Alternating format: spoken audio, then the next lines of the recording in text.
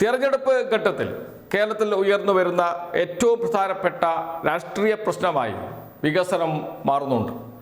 ആർക്കാണ് വോട്ട് ചെയ്യുക, ഏത് മുന്നണിക്കാണ് വോട്ട് ചെയ്യുക, ഏത് വിഷയത്തിലാണ് വോട്ട് ചെയ്യുക എന്ന് ചോദിച്ചാൽ ജനങ്ങൾ പറയുന്ന മറുപടി വികസനത്തിൻ്റെ കാര്യത്തിൽ തന്നെയാണ് എന്നാണ്.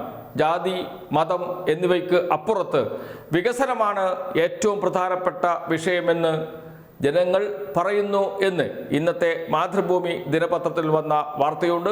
അവർ നടത്തിയ സർവേയിൽ പറയുന്നത് ഏറ്റവും കൂടുതൽ ആളുകൾ വികസനത്തിന് വേണ്ടി നിലകൊള്ളുന്നു, വികസനത്തിനാണ് വോട്ട് ചെയ്യുക എന്ന്.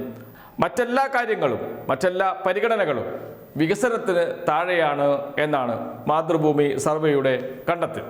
വികസനത്തെക്കുറിച്ച് ചർച്ച ചെയ്യുമ്പോൾ കിഫ്ബിയെ നമുക്ക് ഒഴിവാക്കാൻ കഴിയില്ല. അതോടൊപ്പം തന്നെ LDF തുടങ്ങി വെച്ച വികസന പ്രവർത്തനങ്ങൾ അത് മുന്നോട്ട് കൊണ്ടുപോകുമോ UDF അധികാരത്തിൽ വന്നാൽ എന്ന ചർച്ചയും കേരളത്തിൽ നടക്കുന്നുണ്ട്. പെൻഷൻ കൃത്യമായി വിതരണം ചെയ്യാൻ കഴിയുമോ, കേരളത്തിൽ ആരംഭിച്ച തീരദേശ പാതാ വികസനം, മലയോര പാതാ വികസനം ഇതൊക്കെ മുന്നോട്ട് കൊണ്ടുപോകുമോ? തീരദേശ പാതാ വികസനത്തിനെ എതിർത്തുകൊണ്ട് പ്രതിപക്ഷ നേതാവ് VD സതീശൻ പരസ്യമായി രംഗത്ത് വന്നിരുന്നു. തുരങ്കപാത വയനാട്ടിലേക്കുള്ള അതിനെ ഞങ്ങൾ തടയുമെന്ന് പ്രതിപക്ഷ നേതാവ് പറഞ്ഞിരുന്നു. പക്ഷെ തടയാൻ കഴിഞ്ഞില്ല. പദ്ധതി മുന്നോട്ട് കൊണ്ടുപോവുകയാണ്. എന്നാൽ UDF വന്നാൽ അതേക്കുറിച്ച് ഒരു പരിശോധന നടത്തുമെന്ന് അദ്ദേഹം പറയുകയും ചെയ്തിട്ടുണ്ട്. എന്ന് വെച്ചാൽ ഇപ്പോഴത്തെ വികസന പ്രവർത്തനങ്ങൾ കിഫ്ബി എന്ന സ്ഥാപനം വഴി നടപ്പാക്കുന്ന 1 ലക്ഷം കോടിയിലേറെ രൂപ ചെലവഴിച്ചുകൊണ്ടുള്ള വികസന പ്രവർത്തനങ്ങൾ അത് മുന്നോട്ട് കൊണ്ടുപോകുമോ UDF സർക്കാർ എന്ന ആശങ്കയാണ് നിലനിൽക്കുന്നത്. കാരണം കിഫ്ബിക്കെതിരെ വലിയ ആരോപണം ഉന്നയിച്ചവരാണ് UDF നേതാക്കൾ. കിഫ്ബി തെറ്റായ രീതിയിലാണ് പണം സമാഹരിക്കുന്നത്, കിഫ്ബിയിൽ വലിയ ധൂർത്താണ് നടക്കുന്നത്, ഇതൊക്കെ പറയാറുണ്ട് UDF നേതാക്കൾ.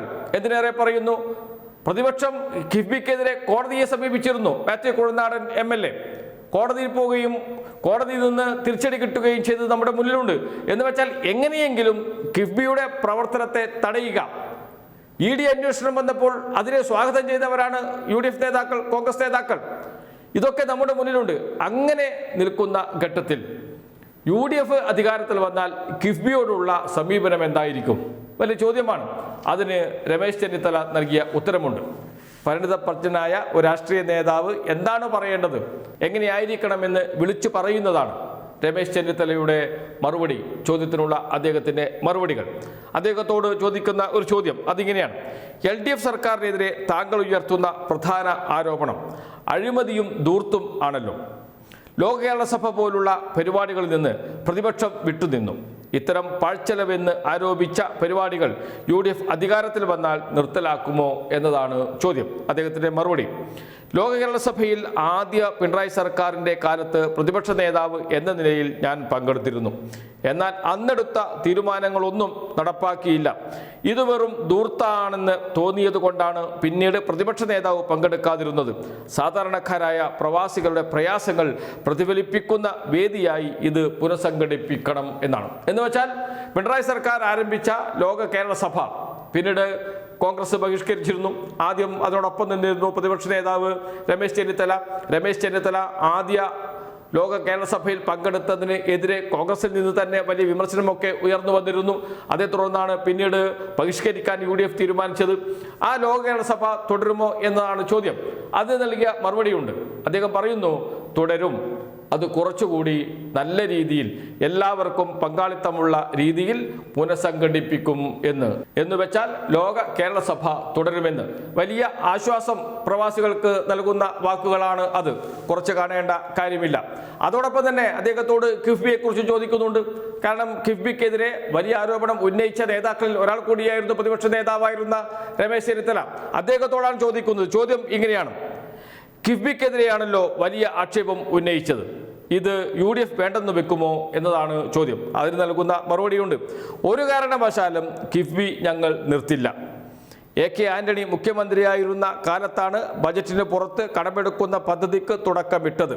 ഞങ്ങളുടെ എതിർപ്പ് ഇവരുടെ അനാവശ്യ ചെലവുകളോടാണ്. മസാല ബോണ്ടിൻ്റെ പേരിൽ 9.7% പലിശയിൽ കടമെടുത്തു.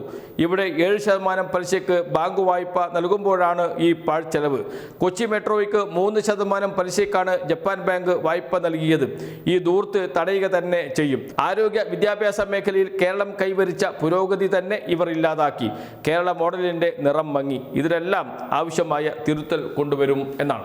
പരിപാടികൾ ഉപേക്ഷിക്കുക എന്നതല്ല, അത് തിരുത്തി മുന്നോട്ട് കൊണ്ടുപോവുക എന്നതാണ് ഞങ്ങളുടെ നയം എന്നാണ് രമേശ് ചെന്നിത്തല പ്രഖ്യാപിക്കുന്നത്. എന്നാൽ മറ്റ് നേതാക്കൾ, UDF-ലെ പ്രധാനപ്പെട്ട നേതാക്കൾ തന്നെ ഈ വികസന പദ്ധതികളോടെല്ലാം മുഖം തിരിഞ്ഞ് നിന്നവരാണ്. അങ്ങനെ മുഖം തിരിഞ്ഞ് നിന്നാൽ അത് വലിയ തിരിച്ചടിക്ക് ഇടയാക്കും. അതുകൊണ്ട് തന്നെയാണ് മാതൃഭൂമി നടത്തിയ സർവേയിൽ പറയുന്നത് ഭരണവിരുദ്ധ വികാരം കേരളത്തിൽ ഇല്ല എന്ന്. വളരെ സൂക്ഷ്മമായി കേരള രാഷ്ട്രീയത്തെ വിലയിരുത്തി മുന്നോട്ട് പോകേണ്ട ഘട്ടം കൂടിയാണ് UDF-നെ സംബന്ധിച്ച്. അതുകൊണ്ട് തന്നെയാണ് നിഷേധമല്ല, ഒരു തുടർച്ചയാണ് ഞങ്ങളുടെ നിലപാട്, നയം എന്ന് വ്യക്തമാക്കുന്നത് രമേശ് ചെന്നിത്തല.